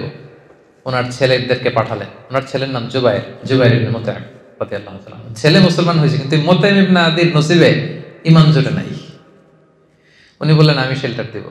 ছেলেদেরকে অস্ত্র দিয়ে পাঠালেন, যাও মুহাম্মদকে স্যালিউট দিয়ে গার্ড অফ অনার দিয়ে নিয়ে আসো। রাসূল সাল্লাল্লাহু আলাইহি ওয়াসাল্লাম আল্লাহর শুকরিয়া আদায় করলেন। মুতঈম ইবনে আদির ছেলেদের সাথে এসে তিনি প্রথমে কাবা তাওয়াফ করলেন। কি করলেন? আশেপাশে আবু জাহেল, উতবা, সাইবা তো জ্বলে পুড়ে ছারকার হয়ে যাচ্ছে যে আমাদের চোখের সামনে মোহাম্মদ আবার এসে তাওয়াফ করতেছে, কিন্তু কিছু করার সুযোগ নাই, কারণ ওই সময় পলিটিক্যাল বা সোশ্যাল সিস্টেমটাই এমন, কেউ যদি আমান দিয়ে ফেলে অন্য কেউ তার গায়ে টাচ করতে পারবে না, করলে যুদ্ধ বেঁধে যাবে, গোত্রীয় যুদ্ধ। কিছু করার নাই। রাসূল সাল্লাল্লাহু আলাইহি ওয়াসাল্লাম কিভাবে শেল্টার দিলেন। রাসূল সাল্লাল্লাহু আলাইহি ওয়াসাল্লাম কিন্তু এই শেল্টারের কথা ভুলে যান নাই। রাসূল সাল্লাল্লাহু আলাইহি ওয়াসাল্লাম কিন্তু এটা ভুলে যান নাই। কারো ফেভার, ছোট্ট একটা উপকার যদি তিনি কারো কাছ থেকে পেয়েছেন, রাসূল সাল্লাল্লাহু আলাইহি ওয়াসাল্লাম এটা কখনো ভুলতেন না। আমরা ভুলে যাই অনেক সময়। কেউ হেল্প করেছে, সাপোর্ট করেছে, কাজ শেষ, ঘটনাও শেষ, ভুলে যাই তাকে আমরা অনেক সময়। এই অকৃতজ্ঞতা বোধ আমাদের মধ্যে কাজ করে। রাসূল সাল্লাল্লাহু আলাইহি ওয়াসাল্লাম ভুলে যাননি। তারপরের হিস্ট্রিটা আরো অনেক পরে। এরপরে মদিনাতে তিনি হিজরত করলেন, বদরের যুদ্ধ হলো, এবার মুসলমানদের একটা শক্তিশালী অবস্থান। ওই বদরের যুদ্ধে মুসলমানরা জয়লাভ করলো। মুশরিকদের মধ্য থেকে 70 জন বন্দী হয়ে আসলো। কয়জন? 70 জন। আর সেই তায়েফের ঘটনার সময় মুতঈম ইবনে আদি, যে রাসূল সাল্লাল্লাহু আলাইহি ওয়াসাল্লামকে শেল্টার দিয়েছিল, পলিটিক্যাল শেল্টার, যেটা বর্তমান রাষ্ট্রবিজ্ঞানের ভাষায় পলিটিক্যাল অ্যাসাইলাম বলে, সেই মুতঈম ইবনে আদি কিন্তু এর আগেই মারা গিয়েছে। সে ছিল মুশরিক, রাসূলকে হেল্প করেছে, কিন্তু এই মুশরিক অবস্থায় সে মারা গেছে, তার নসিব আর ঈমান জোটে নাই। তো বদরের যুদ্ধে 70 জন বন্দীকে যখন রাসূল সাল্লাল্লাহু আলাইহি ওয়াসাল্লামের সামনে আনা হলো, তাদের প্রত্যেককে রাসূল সাল্লাল্লাহু আলাইহি ওয়াসাল্লাম চিনে না? সবাইকে চিনে। তাদের দিকে তাকিয়ে রাসূল সাল্লাল্লাহু আলাইহি ওয়াসাল্লাম তখন বললেন, সহিহ বুখারীর হাদিস নাম্বার 3139, যে লাউ কানাল মুতঈম ইবনে আদি হাইয়ান সুম্মা কাল্লামানি ফি হাউলাঈ নাতনা লাতারাকতুহুম লাহু। রাসূল সাল্লাল্লাহু আলাইহি ওয়াসাল্লাম বললেন, আজকে যদি ওই মুতঈম ইবনে আদি বেঁচে থাকতো, আর সে যদি এই 70 জন যুদ্ধবন্দীর ব্যাপারে আমাকে রিকোয়েস্ট করতো, এই আবর্জনাগুলোর ব্যাপারে, আমি মুহূর্তের মধ্যে এগুলো ছেড়ে দিতাম। সুবহানাল্লাহ পড়বেন না? মুতঈম ইবনে আদি নাই দুনিয়াতে, মারা গেছে। মুসলিম হয়ে না মুশরিক হয়ে? মুশরিক হয়ে। কথা বুঝে নাই বোধহয়। মুসলিম না মুশরিক? মুশরিক। মুশরিক হয়ে মারা গেছে। তারপরে as a token of respect, as a token of honour, তাকে সম্মান দেখাতে যে রাসূল সাল্লাল্লাহু আলাইহি ওয়াসাল্লাম বলতেছে, আজকে যদি সেই মুতঈম ইবনে আদি বেঁচে থাকতো, তার সম্মানে আজকে এই 70টা আবর্জনা, এই 70টা ময়লা আবর্জনাকে আমি উইদাউট র্যানসাম, কোনো মুক্তিপণ ছাড়াই আমি এদেরকে ছেড়ে দিতাম। কি সম্মান দেখিয়েছেন মুতঈমকে। কেন সম্মান দেখালেন দেখি? আগে হেল্প করছিল, বিপদের দিনে পলিটিক্যাল অ্যাসাইলাম পেয়েছিলেন তিনি মুতঈম ইবনে আদির কাছ থেকে। এটা রাসূল সাল্লাল্লাহু আলাইহি ওয়াসাল্লাম ভুলে যাননি। এই ঘটনাটা রিভিল করার কারণ হচ্ছে, এখানে কয়েকটা জিনিস শিখলাম। এক হচ্ছে, প্রয়োজনে, ক্রাইসিস মোমেন্টে অন্য ধর্মের লোকদের থেকেও পলিটিক্যাল সাপোর্ট নেওয়া যায়, যেটা রাসূল সাল্লাল্লাহু আলাইহি ওয়াসাল্লাম নিজেই নিয়েছেন তার সিরাতে, ঠিক না? নিজে গ্রহণ করেছেন, পলিটিক্যাল সাপোর্ট নিয়েছেন। এবং আরেকটা ব্যাপার যেটা শিক্ষণীয় সেটা হচ্ছে যে কারো ফেভারকে কখনো ভুলে না যাওয়া। রাসূল সাল্লাল্লাহু আলাইহি ওয়াসাল্লাম তাকে সেখানে সম্মান দেখিয়েছেন, যদিও সে মুশরিক। যদিও কি ছিল? তার মানে মুশরিক হইলে আপনি ফেলে দিয়েন না, একেবারে কাফের হইলেই ফেলে দিয়েন না। আর যদি বেঁচে থাকে তাহলে তো ফেলে দেওয়ার সুযোগই নাই, কারণ তার একেবারে শেষ নিঃশ্বাস ত্যাগ করার আগ পর্যন্ত কালিমা পড়ে ঈমান আনার সুযোগ আছে না নাই? ওই যে ইহুদি ছেলেটা একেবারে শেষ মুহূর্তে শেষে কালিমা পড়েছিল। সো এরকম প্রয়োজনে আপনি কিন্তু সোশ্যাল সাপোর্ট, পলিটিক্যাল সাপোর্ট, এটা অমুসলিম হলেও প্রথমে তো আপনি মুসলিমদের কাছ থেকে নেওয়ার চেষ্টা করবেন, কিন্তু রাসূলুল্লাহ সাল্লাল্লাহু আলাইহি ওয়াসাল্লামের ওই প্রেক্ষাপটে, ওই সময়, ওই সার্কামস্টেন্সে ওই সুযোগ কিন্তু ছিল না। ফলে তিনি মুশরিকের কাছ থেকেও ফেভার নিয়েছেন, সাপোর্ট নিয়েছেন, এবং সেই বদরের যুদ্ধের সেই বিজয়ের মুহূর্তে রাসূল সাল্লাল্লাহু আলাইহি ওয়াসাল্লাম ওই সাপোর্টের কথা ভুলে যান নাই। আমরা বেমালুম ভুলে যাই। আমরা কি করি? ভুলে যাই। এজন্য কারো সাপোর্ট যেন আমরা ভুলে না যাই। আচ্ছা, এবার আমরা শুনবো যে নন মুসলিম যারা আছে তাদের কোনো ভালো কাজের প্রশংসা করা যাবে কিনা, তাদেরকে রেসপেক্ট দেখানো যাবে কিনা, তাদের কোনো কাজের এপ্রিসিয়েশন করা যাবে কিনা, এটা আমরা এখন জানবো। রাসূলুল্লাহ সাল্লাল্লাহু আলাইহি ওয়াসাল্লাম ৭ম হিজরিতে পৃথিবীর বড় বড় সুপার পাওয়ারদের কাছে চিঠি লিখেছিলেন। আমি একটু আগে বলেছিলাম, মনে আছে আপনাদের? আচ্ছা, চিঠির ভাষাটা কি ছিল জানেন? ভাষাটা ছিল সালামুন আলা মান ইত্তাবা আল হুদা, শান্তি তার উপর যে হেদায়েতকে মেনে নিতে চায়। আসলিম তাসলাম, ইসলাম মানো শান্তিতে থাকবা, দুনিয়াতেও থাকবা, আখিরাতেও থাকবা। আর শুরু করতেন তিনি চিঠিটা এইভাবে। ওই চিঠির কপি কিন্তু এখনো আছে। আপনি তুরস্কের জাদুঘরে যদি যান, ওখানে ওইটার কপি এখনো আছে, সংরক্ষণ করা আছে। রাসূল সাল্লাল্লাহু আলাইহি ওয়াসাল্লামের সাহাবীদের দেয়া লেখানো যে চিঠি, সেখানে চিঠির শুরুটা ছিল এরকম, মিন মুহাম্মাদিন রাসূলিল্লাহ ইলা হিরাকলা আযীমির রোম। ধরেন হিরাক্লিয়াসের কাছে যে চিঠি লিখেছেন, রোমের বাদশা, রাসূল সাল্লাল্লাহু আলাইহি ওয়াসাল্লাম শুরু করতে বলেছেন এভাবে সাহাবীকে যে লিখো মিন মুহাম্মদ রাসূলুল্লাহ, মানে এটা কার পক্ষ থেকে? মুহাম্মদ রাসূলুল্লাহ ওনার পক্ষ থেকে। কার প্রতি? ইলা হিরাকলা, মানে হিরাক্লিয়াসের প্রতি। এতটুকু বললেই হইতো। এরপর রাসূল সাল্লাল্লাহু আলাইহি ওয়াসাল্লাম একটা শব্দ ব্যবহার করেছেন, উনি বলেছেন আযীমির রোম, মানে উনি সাধারণ লোক না, উনি হচ্ছেন রোমের আজিম, highness, the royal highness, the majesty. আপনি দেখবেন যে কেউ যদি কিং হয়, হ্যাঁ, কুইন হয় বা প্রেসিডেন্ট হয়, তাকে সম্মান করে এরকম বলতে হয় যে মাননীয়, মাননীয় প্রধানমন্ত্রী, তারপর মাননীয় রাষ্ট্রপতি, এরকম বলে না? রাসূল সাল্লাল্লাহু আলাইহি ওয়াসাল্লাম এই শব্দটা ব্যবহার করেছেন। কিন্তু হিরাক্লিয়াসের ধর্ম কি আমি ভাই? খ্রিস্ট ধর্ম, খ্রিস্টান ধর্মে খ্রিস্টান। তাহলে খ্রিস্টান একজন বাদশার কাছে চিঠি লিখতে যেও তাকে রেসপেক্ট করার কথা আল্লাহ রাসূল সাল্লাল্লাহু আলাইহি ওয়াসাল্লাম ভুলে যায় নাই। আল্লাহু আকবার, আল্লাহু আকবার। কি নবী আমরা পেয়েছি, যেইখানে যতটুকু সেন্সিবিলিটি থাকা দরকার ছিল, সিক্স সেন্সের পুরোটা কাজে লাগিয়ে তিনি দাওয়া কাজ করেছেন, মানুষকে গাইড করেছেন, মানুষকে এডুকেট করেছেন, ইনস্ট্রাক্ট করেছেন। মিন মুহাম্মদ রাসূলিল্লাহ ইলা হিরাকলা আযীমির রোম, মিন মুহাম্মদ রাসূলিল্লাহ ইলা হিরাকল, মুহাম্মদের পক্ষ থেকে হিরাক্লিয়াসের প্রতি, শেষ, খালাস। এরকম হইলে তো হইতো না। আযীমির রোম, রোমের the highness, the royal highness, the majesty, the king of Roman empire, Roman সাম্রাজ্যের কিং, সম্রাট হিরাক্লিয়াসের প্রতি। দেখেন রাসূল সাল্লাল্লাহু আলাইহি ওয়াসাল্লাম কিন্তু এই সম্মান দিতে ভুলে যান না। আমরা এটাতে অনেক মিসিং আছে, আমরা অন্যকে সম্মান দিতে চাই না। নিজে সম্মান পেতে হলে আগে কি করতে হবে? সম্মান দিতে হবে। অন্য ধর্মের, এমনকি তাদের বিরুদ্ধে একটা সময় যুদ্ধ হয়েছে, রোমানদের বিরুদ্ধে মুসলমানদের যুদ্ধ হয়েছে, পরবর্তীতে এটা ক্রুসেডের রূপ নিয়েছে। কিন্তু রাসূল সাল্লাল্লাহু আলাইহি ওয়াসাল্লাম যখন চিঠি লিখেছেন, তাকে কিন্তু রেসপেক্ট দিতে রাসূল সাল্লাল্লাহু আলাইহি ওয়াসাল্লাম ভুল করেননি। So this is the lesson. এটা হচ্ছে আমাদের জন্য শিক্ষা যে আমরা অমুসলিমদের মধ্যে থেকে যারা সম্মানিত, এদেরকে সম্মানটা দিতে হবে। আরেকটা ছোট্ট উদাহরণ আমি দেই, যেটা ইবনে সাআদ, একজন বিখ্যাত ঐতিহাসিক, তার তবাকাত ইবনে সাআদের মধ্যে উনি উল্লেখ করেছেন। 3য় হিজরির কথা, উহুদের যুদ্ধ হবে। রাসূলুল্লাহ সাল্লাল্লাহু আলাইহি ওয়াসাল্লাম মদিনায় 3টা গোত্র, ইহুদি গোত্র ছিল। একটা হচ্ছে বনু কাইনুকা, আর একটা বনু নাদির, আর একটা বনু কুরাইজা। আপনারা ইতিহাস পড়লে প্রায় শুনবেন বনু কাইনুকা, বনু নাদির, বনু কুরাইজা, এই 3টা জিউস ট্রাইব ছিল। রাসূল সাল্লাল্লাহু আলাইহি ওয়াসাল্লাম ওদের সাথে চুক্তি করেছিলেন যে মদিনায় কেউ অ্যাটাক করলে, তোমাদেরকে অ্যাটাক করলেও আমরা তোমাদের সাথে শরীক হব, আমাদেরকে অ্যাটাক করলেও তোমরা শরীক হবা, সবাই মিলে মদিনা সেট করব। ডিসিশনটা সুন্দর না? এরা এগ্রি করেছে, এরা বলেছে ওকে। কিন্তু 3য় হিজরিতে 3000 সৈন্য নিয়ে যখন মক্কার কুরাইশরা মদিনায় অ্যাটাক করতে আসছে, এখন আর ইহুদিরা ঘর থেকে বেরোয় না। কথা কি এটা ছিল? কথা এটা ছিল?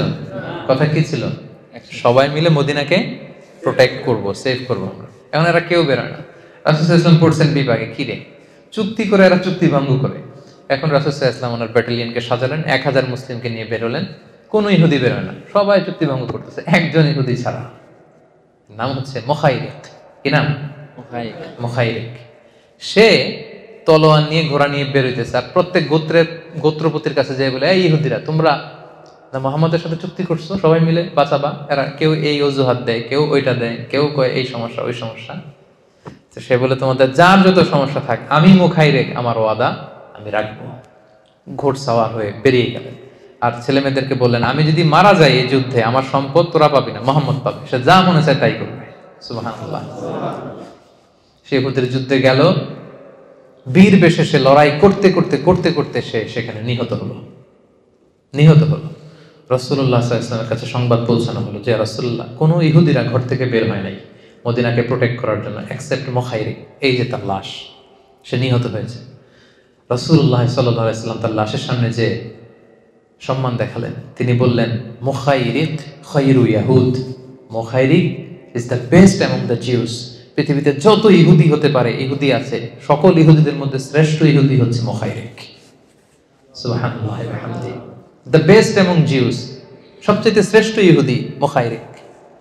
দেখেন, আল্লাহ রাসূল সাল্লাল্লাহু আলাইহি ওয়াসাল্লাম সে ইহুদি না খ্রিস্টান না মুশরিক, আল্লাহরে মানে কি মানে না এটা না, এগুলো ভুলে গেছেন।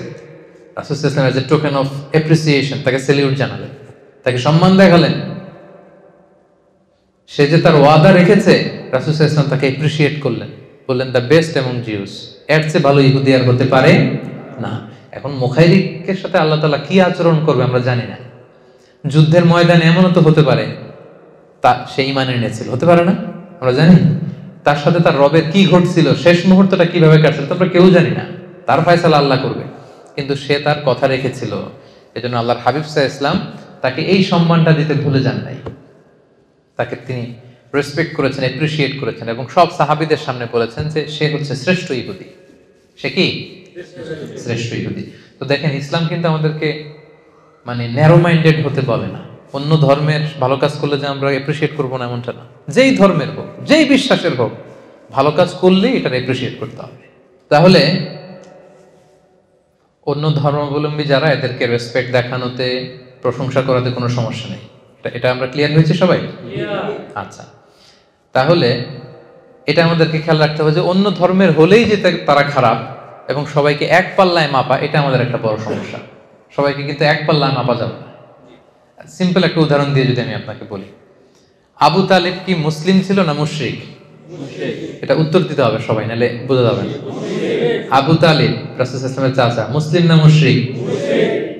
মুশরিক। আবু জাহাল মুসলিম না মুশরিক? আচ্ছা, আবু তালেব কি অবস্থায় মারা গিয়েছে, মুসলিম না মুশরিক অবস্থায়? আবু জাহেল কি অবস্থায় মারা গিয়েছে?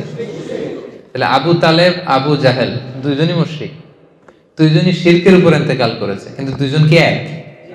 কথা বলেন, দুইজন কি এক? এক পাল্লায় মাপা যাবে? যাবে না তো। আবু তালেব রাসূল সাল্লাল্লাহু আলাইহি ওয়াসাল্লামের চাচা, আজীবন শুধু লা ইলাহাটাই পড়ে নাই, আর সব করেছে, শুধু লা ইলাহাটাই পড়তে পারে নাই। জানি না আল্লাহ তাআলা ওনার সাথে কি আচরণ করবেন। শুধু লা ইলাহাটাই পড়ে নাই, রাসূল সাল্লাল্লাহু আলাইহি ওয়াসাল্লামকে আগলে রেখেছে, আমান দিয়েছে, পলিটিক্যাল সাপোর্ট, সামাজিক সাপোর্ট, নিজের ছেলের চেয়ে বেশি আদর করেছে। আলী রাদিয়াল্লাহু তাআলা আনহু ওনার আপন ছেলে, জাফর ইবনে আবু তালেব আপন ছেলে, এদের চেয়ে বেশি আদর করেছে আল্লাহ রাসূল সাল্লাল্লাহু আলাইহি ওয়াসাল্লামকে, কিন্তু শিরকের উপর ইন্তেকাল করেছে। আর আবু জাহাল, এমন কোন সুযোগ নাই রাসূল সাল্লাল্লাহু আলাইহি ওয়াসাল্লামের বিরুদ্ধে যেটা সে কাজে লাগায় নাই। আজীবন কষ্ট দিয়েছে আমার নবীকে।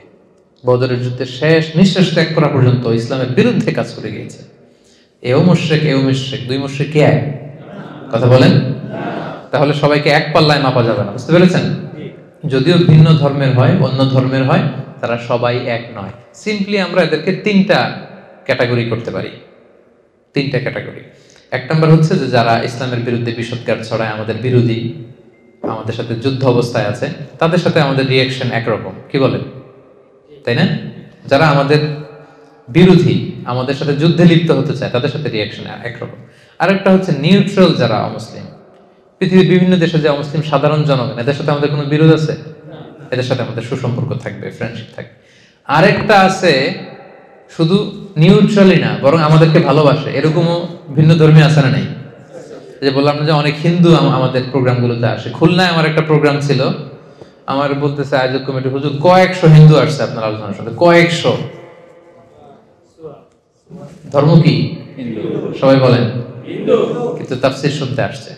তো তার তুলনা আর যারা ইসলামের বিরুদ্ধে যদি অন্য ধর্মের কেউ শত্রুতা করে, এই দুই গ্রুপ কি একরকম? কখনোই না। তাহলে অন্য ধর্মের লোক হতে পারে, তাদের মধ্যে অনেকে আছে মুসলিমদেরকে সাপোর্ট করে। তো তাদের প্রতি কিন্তু আমাদের ওই যে রাসূল সাল্লাল্লাহু আলাইহি ওয়াসাল্লাম মুতাইম ইবনে আদিকে যে রেসপেক্ট দেখিয়েছেন, মুখাইরিককে যেমনি অ্যাপ্রিশিয়েট করেছেন, এই রেসপেক্টটা কিন্তু আমাদের দেখাতে হবে। কথা কি ক্লিয়ার? তাহলে এক পাল্লায় মাপা যাবে না। এবং আল্লাহ রাসূল সাল্লাল্লাহু আলাইহি ওয়াসাল্লাম আজীবন, এই যে আমি রিলিজিয়াস কোএক্সিস্টেন্সের কথা বলছি, ধর্মীয় সহাবস্থান, আজীবন এটার চেষ্টা করেছেন। কেউ প্রমাণ করতে পারবে না যে রাসূল সাল্লাল্লাহু আলাইহি ওয়াসাল্লাম প্রথমে বিরোধে জড়াতে চেয়েছেন, প্রথমে যুদ্ধ করতে চেয়েছেন, কখনো না। সাহাবারা এক পক্ষে, রাসূল সাল্লাল্লাহু আলাইহি ওয়াসাল্লাম এক আরেক পক্ষে। সব সাহাবারা বলে, ইয়া রাসূলুল্লাহ, আমাদের দেহের এক ফোঁটা রক্ত থাকতে উমরা না করে আমরা ফিরবো না, আমাদের তলোয়ার দরকার নেই, আমাদের হাতের লাঠি দিয়ে আমরা এদের সাথে যুদ্ধ করবো। রাসূল সাল্লাল্লাহু আলাইহি ওয়াসাল্লাম বললেন, না, পিস ট্রিটি করো, পিস এগ্রিমেন্ট, হুদায়বিয়ার সন্ধি। আল্লাহ তাআলা এটাকে ফাতহুম মুবিন বলেছেন, ইন্না ফাতাহনা লাকা ফাতহাম মুবিনা। রাসূল সাল্লাল্লাহু আলাইহি ওয়াসাল্লাম অনেক ভিশনারি ছিলেন, এবং ঠিকই এটা প্রকৃত বিজয় হিসেবে ইসলামের জন্য এসেছে। তাহলে দেখেন, এই যে পিস ট্রিটি হলো, পিস এগ্রিমেন্ট মক্কার কুরাইশদের সাথে, এদের ধর্ম কি ছিল? পেগানস, আইডোলেট্রিতে বিশ্বাসী ছিল, মানে মুশরিক। দেখেন, মুশরিকদের সাথে রাসূল সাল্লাল্লাহু আলাইহি ওয়াসাল্লাম কি করে? পিস ট্রিটি করে। আর আমরা মুসলিম ভাই বসতে পারি না এক টেবিলে। আমিও মুসলিম, আমিও ইসলামী দলের প্রধান, উনিও ইসলামী দলের প্রধান। আমি ওনার বিরুদ্ধে ফেসবুকে স্ট্যাটাস দেই, উনি ইউটিউবে আমার হুমকি দেয়। আছে না নাই?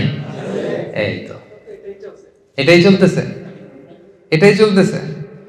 আপনি ইসলাম কায়েম করতে চান, আপনি ইসলাম কায়েম করতে চান, আপনিও চান, আমিও চাই, কিন্তু এক টেবিলে বসতে পারি না, একসাথে মানে একসাথে চা খাবো, গল্প করবো, এটা হয় না। আর রাসূল সাল্লাল্লাহু আলাইহি ওয়াসাল্লাম মুশরিকদের সাথে পিস এগ্রিমেন্ট করেছেন।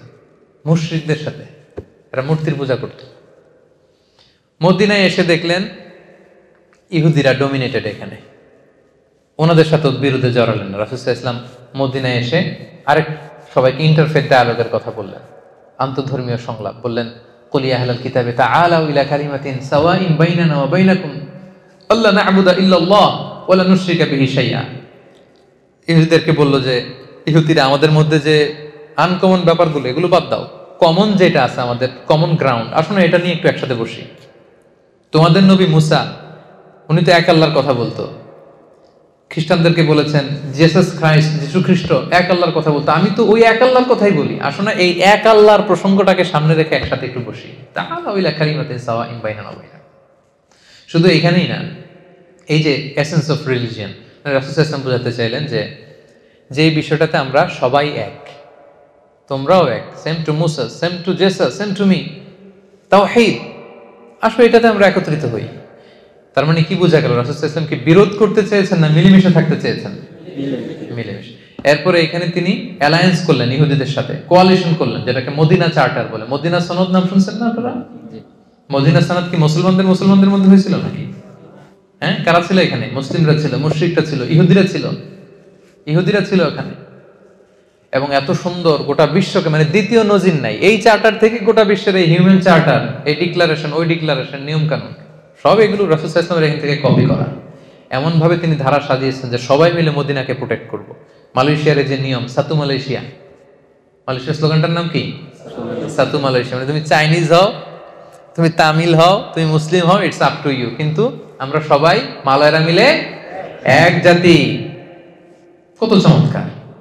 মানে একটা nice role model of religious coexistence Malaysia, আলহামদুলিল্লাহ, very nice role model of religious coexistence. সবাই মিলে সাথে মালয়েশিয়া, এক মালয়েশিয়া, এটাই করেছিলেন রাসূল সাল্লাল্লাহু আলাইহি ওয়াসাল্লাম। সবাই মিলে আমরা মদিনাকে রক্ষা করব, কেউ কারোর বিরুদ্ধে যুদ্ধে জড়াবো না, স্ব ধর্ম স্বাধীনভাবে পালন করব।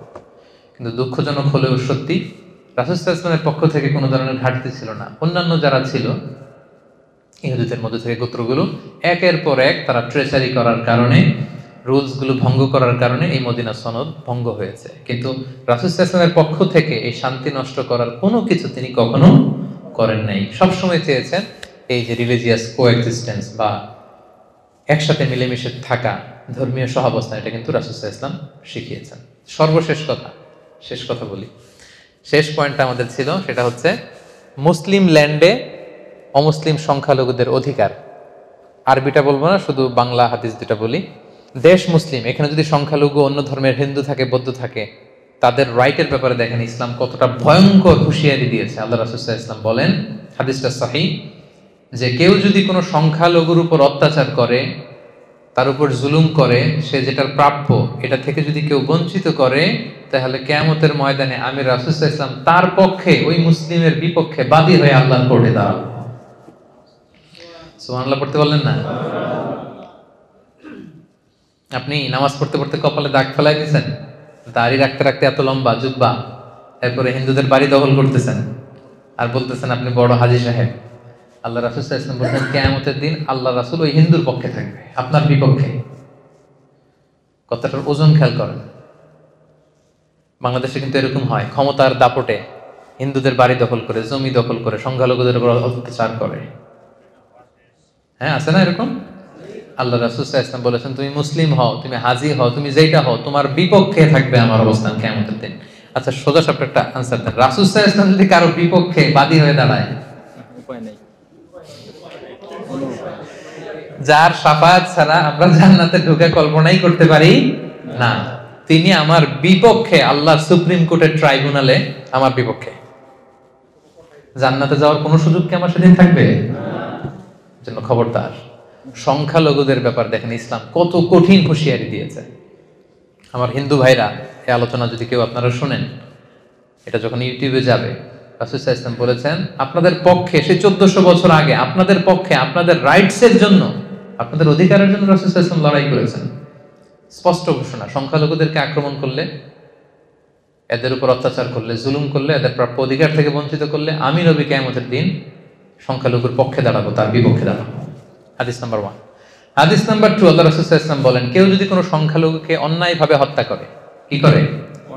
মানে এটা আরো ভয়ঙ্কর, এটা সহিহ বুখারীর হাদিস, হাদিস নাম্বার 6914। সংখ্যালঘুকে যদি অন্যায়ভাবে কেউ হত্যা করে, আল্লাহ রাসূল সাল্লাল্লাহু আলাইহি ওয়াসাল্লাম বললেন কিয়ামতের দিন সে জান্নাতে তো যাবেই না, জান্নাতের ঘ্রাণও পাবে না। এজন্য খবরদার, ভয়ঙ্কর কথা কিন্তু আল্লাহ রাসূল সাল্লাল্লাহু আলাইহি ওয়াসাল্লাম বলেছেন। সো ইসলাম সব সময় ভিন্ন ধর্মাবলম্বীদের সাথে আমাদের সুসম্পর্কের কথা বলে, তাদের অধিকার সংরক্ষণের কথা বলে। এমনকি তারা যে মূর্তির পূজা করে, কোরআনের গাইডলাইন হচ্ছে লা তাসুব্বুল্লাযীনা ইয়াদউনা মিন দুনিল্লাহি ফায়াসুব্বুল্লাহা আদওয়াম বিগাইরি ইলম। খবরদার, আল্লাহকে ছাড়া তারা যে দেবী বা প্রতিমা, তাদের কাছে যেটা পবিত্র, এটা যে উপাসনা করে, ওই দেবী মূর্তি এগুলোকে তোমরা গালি দিও না, খবরদার। এটা কোরআনের ডোনস। কোরআনের অনেকগুলো খুব স্ট্রিক্ট ডুজ এন্ড ডোনস আছে। কোরআন বলেছে খবরদার, ওদের প্রতিমা, ওদের মূর্তি, ওদের দেবদেবী এগুলোকে গালি দিও না। দিলে কি হবে? ওরা আল্লাহকে গালি দিবে, ফলে তুমি কেমন যেন আল্লাহরে গালি খাওয়ানোর কারণ হলো না, ঠিক কিনা? কারণ তুমি তো ওদের দেবীকে গালি না দিলে ওরা তোমার আল্লাহর গালি দিত না। তার মানে অমুসলিমদের সাথে যদি আমরা খারাপ আচরণ করি, তাদের দেবদেবীকে যদি আমরা গালি দেই, তাহলে কেমন যেন আমরা নিজেরা ইসলামকে ছোট করলাম। ইসলাম আমাদেরকে এটা শিক্ষা দেয়নি। ইসলাম সবসময় সহমর্মিতার কথা বলে, সাম্প্রদায়িক সম্প্রীতির কথা বলে, ধর্মীয় সহাবস্থানের কথা বলে, ইন্টারফেথ ডায়ালগের কথা বলে, যেগুলোকে সামনে রেখে আমরা একসাথে হতে পারি। ইসলামের মৌলিক শিক্ষার সাথে অন্য ধর্মের সাথে যে শিক্ষাগুলো মিল আছে, এগুলোকে সামনে নিয়ে কিন্তু আমরা একসাথে বসতে পারি, একসাথে কাজ করতে পারি। তাহলে সংঘাত এগুলো কমে যাবে। কথা বুঝতে পেরেছেন সবাই? তাহলে সংক্ষেপে যদি বলি, আমাদের স্বাভাবিক বন্ধুত্বে কোনো সমস্যা নেই, কিন্তু গার্ডিয়ানশিপ, লয়াল গার্ডিয়ানশিপ বানাতে সমস্যা। কি বলেন? এরপর ধরেন আমাদের সামাজিক যে ডিলিংস, আমাদের যে রাজনৈতিক ডিলিংস, আমাদের অর্থনৈতিক যে ডিলিংস, এগুলোতে কোনো সমস্যা নেই। আমাদের আশেপাশে যদি অন্য ধর্মাবলম্বী আমাদের কোনো প্রতিবেশী থাকে, প্রতিবেশীর যে হক, এটা কিন্তু আমাদেরকে আদায় করতে হবে। যদি আমাদের আত্মীয় থাকে অন্য ধর্মের, সে আত্মীয়তার বন্ধন কিন্তু আমাদেরকে অটুট রাখতে হবে, এবং প্রয়োজনে তাদের কাছ থেকে আমরা সাপোর্ট নিতে পারবো, আমরা তাদেরকে সাপোর্ট করতে পারবো। এবং ইসলাম আমাদেরকে এতটা ছোট মন মানসিকতার হতে বলেনি যে অন্য ধর্মের কেউ একটা ভালো কাজ করলো, তার ধর্ম ভিন্ন বিদায় আমি তার প্রশংসা করব না, তার অ্যাপ্রিসিয়েট করব না, এটা নয়, বরং আমি অ্যাপ্রিসিয়েট করতে পারবো। এমনকি আমরা তাদেরকে গিফট করতে পারবো, তারা কোনো গিফট দিলে সেটাও কিন্তু আমরা নিতে পারবো। আর আমরা যদি কোনো আমাদের মুসলিম স্টেট থাকে, সেখানে যদি অন্য ধর্মের লোকজন থাকে, তাদের সর্বোচ্চ রাইট দেওয়া রাষ্ট্রীয় আইনে, এটা কিন্তু আমাদের দায়িত্ব। আমাদের বাংলাদেশে যে ঘটনাগুলো ঘটছে, এটা কিন্তু খুবই দুঃখজনক। এগুলোর সাথে কোনো প্রকৃত মুসলমানের এখানে সম্পৃক্ততা থাকতে পারে না। এটা একটা বিশাল কনস্পাইরেসির অন্তর্ভুক্ত। সো আমাদেরকে সাবধানে থাকতে হবে, খুব ট্যাক্টফুলি এগুলোকে আমাদের হ্যান্ডেল করতে হবে।